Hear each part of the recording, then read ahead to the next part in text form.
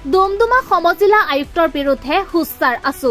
ডুমডুমা মহাবিদ্যালয়ৰ কদৰ্যময় ৰূপে ক্ষোভিত কৰিছে আছু।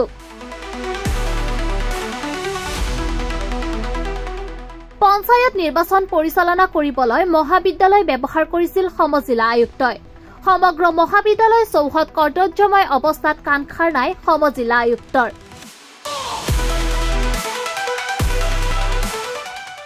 ডুমডুমা সমজিলা আয়ুক্তৰ এক অবিবেচক কাণ্ডই ক্ষোভিত কৰি তুলিছে সদৌ তিনিচুকীয়া জিলা ছাত্ৰ সন্থাক।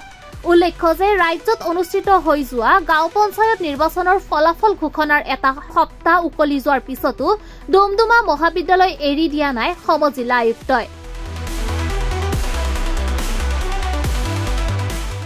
পঞ্চায়ত নিৰ্বাচন পৰিচালনা কৰিবলৈ সমজিলা আয়ুক্তই ডুমডুমা মহাবিদ্যালয়ৰ 9টা শ্ৰেণীকোঠা আৰু খেলপথাৰখন অধিগ্ৰহণ কৰিছিল। ইয়াৰ শ্ৰেণীকোঠাসমূহক নিৰ্বাচনী কাম কাজৰ বাবে কাৰ্যালয় হিচাপে ব্যৱহাৰ কৰাৰ বিপৰীতে মহাবিদ্যালয়ৰ খেলপথাৰখন নিৰ্বাচনী কামত নিয়োজিত কৰ্মচাৰী আৰু সুৰক্ষা কৰ্মীসকলৰ আহাৰ গৃহ, বিশ্ৰাম গৃহ আদিৰ বাবে ব্যৱহাৰ কৰিছিল।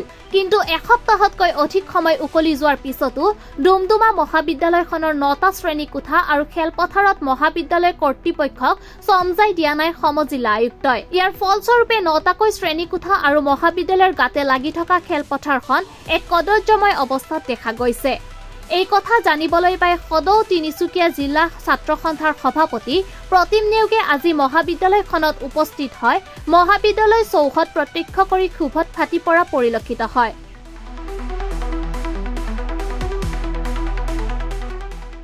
মন কৰিবলগীয়া যে মহাবিদ্যালয়ত ছাত্ৰ ছাত্ৰীৰ পৰীক্ষা অনুষ্ঠিত হৈ থকাৰ সমান্তৰালকৈ নতুন ছাত্ৰ ছাত্ৰীৰ নামভৰ্তিৰ প্ৰক্ৰিয়া অব্যাহত থকা সময়ছোৱাত সমজিলা আয়ুক্তসহ প্ৰায় সকলো বিষয়া কৰ্মচাৰীয়ে মহাবিদ্যালয়খন কৰ্তব্য ৰূপত এৰি ছুটী লৈ বিশ্ৰাম কৰি থকা বুলি অভিযোগ তুলি ছাত্ৰ ছাত্ৰীৰ প্ৰতি ৰাজ্য চৰকাৰে কোনো ধৰণৰ দায়বদ্ধ নহয় বুলি তীব্ৰ ক্ষোভ উজাৰে আছু নেতা নেওগে।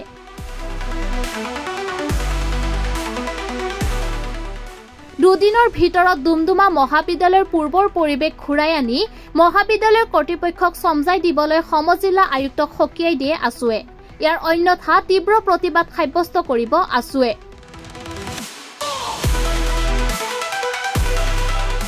মাহৰ যি 11 তাৰিখে আমাৰ ইতিমধ্যে পঞ্চায়ত নিৰ্বাচন ফলাফল ঘোষণা হোৱাৰ পিছতো ডুমডুমা মহাবিদ্যালয় যি আপোনাৰ বিদ্যালয়খন তেওঁলোকে ব্যৱহাৰ কৰিছে ইলেকশ্যনৰ ষ্ট'ৰ হিচাপে তেওঁলোকে ইয়াত নিৰ্বাচনৰ ফলাফল ঘোষণা কৰিছিলে। CDC অফিচটো ইয়াতে আছিল। তো গোটেই বিষয়বিলাক তেওঁলোকে এটা বস্তু পুনৰবাৰ জিলা প্ৰশাসনৰ কাণ্ড কাৰখানাই প্ৰমাণ কৰিছে তেওঁলোকে ছাত্ৰ ছাত্ৰীৰ প্ৰতি শিক্ষা অনুষ্ঠানৰ প্ৰতি দায়বদ্ধ নহয়। আমি আগতেও কৈছো চৰকাৰখন আৰু জিলা প্ৰশাসন তেওঁলোকে ছাত্ৰ ছাত্ৰীৰ প্ৰতি দায়বদ্ধ নহয়। আজি ইলেকশ্যনৰ ৰিজাল্ট দিয়া 9টা দিন উকলি যোৱাৰ পিছতো যি ধৰণে মহাবিদ্যালয় প্ৰাংগণখন যি ধৰণে তেওঁলোকে কৰি ৰাখিছে, আজি 9 দিন হ'ল তেওঁলোকে টেণ্ট হাউচ খোলা নাই, তেওঁলোকে 8টা 9টা কোঠালি মহাবিদ্যালয়ৰ তেওঁলোকে জব্দ কৰি ৰাখিছে। তেওঁ আচলতে গোটেই মহাবিদ্যালয়খন কোনো শৈক্ষিক শিক্ষাৰ পৰিৱেশ নাই। আমি কৈছো যে এই মহাবিদ্যালয়খন আচলতে ডুমডুমা অঞ্চলৰ এটা প্ৰাণ কেন্দ্ৰ, শিক্ষাৰ প্ৰাণ কেন্দ্ৰ। বহুত ছাত্ৰ ছাত্ৰীৰ সপোন আছে। এই মহাবিদ্যালয়খনৰ প্ৰাক্তন ছাত্ৰ আমি, এই মহাবিদ্যালয়খনৰ প্ৰাক্তন ছাত্ৰ অসম চৰকাৰৰ মন্ত্ৰী স্থানীয় বিধায়ক ৰূপেশ গোহালা ডাঙৰীয়া। তাৰপিছত এই মহাবিদ্যালয়খনৰ আজি এনেকুৱা ধৰণকৈ আলৈ আথানি কৰি থোৱা হৈছে। আজি 9 দিন উকলি যোৱাৰ পিছত কোনো কিয় চাফ চিকুণ কৰা হোৱা নাই, কিয় ৰুমসমূহ মোকলাই দিয়া নাই, আৰু যিসমূহ সম্পত্তি নিৰ্বাচনৰ নামত তেওঁলোকে ব্যৱহাৰ কৰি নষ্ট কৰি গোটেইখিনি সম্পূৰ্ণভাৱে মেৰামতি কৰি দিব লাগিব।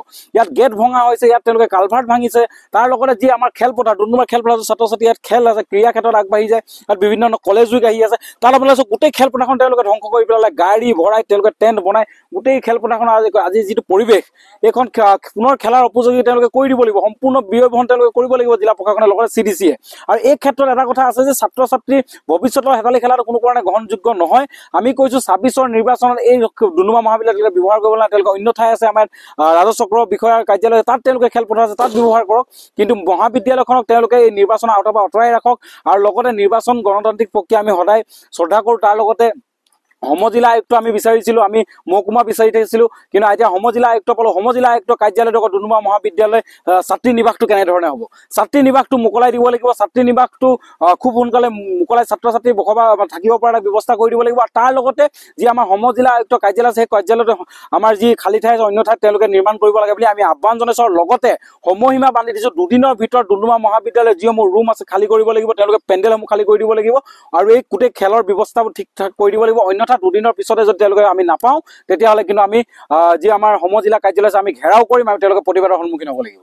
যিহেতু দেখিব পোৱা গৈছে যে স্নাতক ডিগ্ৰী এটা ফাইনেল পৰীক্ষা চলি আছে এই ক্ষেত্ৰত কিন্তু ইয়াত কিন্তু যি পৰিস্থিতি কৰিলে ক্ষেত্ৰত কি ক'ব আমি কৈছোঁ সমজিলা যিগৰাকী আয়ুক্ত তেওঁলোকৰ কোনো কাণহাৰ নাই তেওঁলোকে দায়বদ্ধই নহয় ছাত্ৰ ছাত্ৰৰ প্ৰতি সেই জিলা প্ৰশাসনে নহয় তেওঁলোকে এইখিনি কাম কাজ নিৰ্বাচনৰ পিছদিনাখনে কৰিব লাগে নিয়ম মতে পৰীক্ষা চলি আছে ছাত্ৰ ছাত্ৰী চলি আমি যেতিয়া তেওঁলোকৰ কাৰ্যালয়লৈ গৈছোঁ তেওঁলোকৰ কাৰ্যালয় উকা কোনো নাই কোনো বিষয়ববীয়া নাই তাত কেৱল কেৰাণীকেইসকল বহি আছে আৰু তেওঁলোকে কৈছে যে বাইদেউসকল ছুটিত আছে আচলতে নিৰ্বাচন শেষ হোৱাৰ পিছতে তেওঁলোকে গাৰ ভাগৰ মাৰিবলৈ যোৱাৰ দৰে কেলে ব্যৱস্থা কৰিছে তেওঁলোকে কি ভাগৰ মাৰি ছুটি লৈছে নেকি তেওঁলোক চৰকাৰী বিষয়া প্ৰশাসনিক বিষয়া তেওঁলোকে প্ৰথম ছাত্ৰ ছাত্ৰীৰ প্ৰতি দায়বদ্ধ হ'ব লাগিব সমাজৰ ভৱিষ্যতৰ প্ৰজন্মলৈ তেওঁলোকে দায়বদ্ধ হ'ব লাগিব তেওঁলোকে কেৱল নিৰ্বাচনৰ ভাগৰ মাৰিবলৈ ছুটি লোৱা ব্যৱস্থাটোক আমি ধিক্কাৰ জনাইছোঁ আৰু এই কথাত আমি কৈছোঁ যে যি আমাৰ জিলা উপায়ুক্ত আছে তেওঁ গোটেই বিষয়টো হস্তক্ষেপ কৰক আৰু ডুমডুমা মহাবিদ্যালয়খনৰ যিসমূহ ৰুম আছে অতি শীঘ্ৰে খালী কৰিব লাগে আৰু লগতে ইয়াত যিসমূহ টেণ্ট বনাইছে সেইখিনি খোলাৰ ব্যৱস্থা কৰিব লাগে অন্যথা কিন্তু তেওঁলোকে প্ৰতিবাদৰ সন্মুখীন হ'ব নিশ্চিত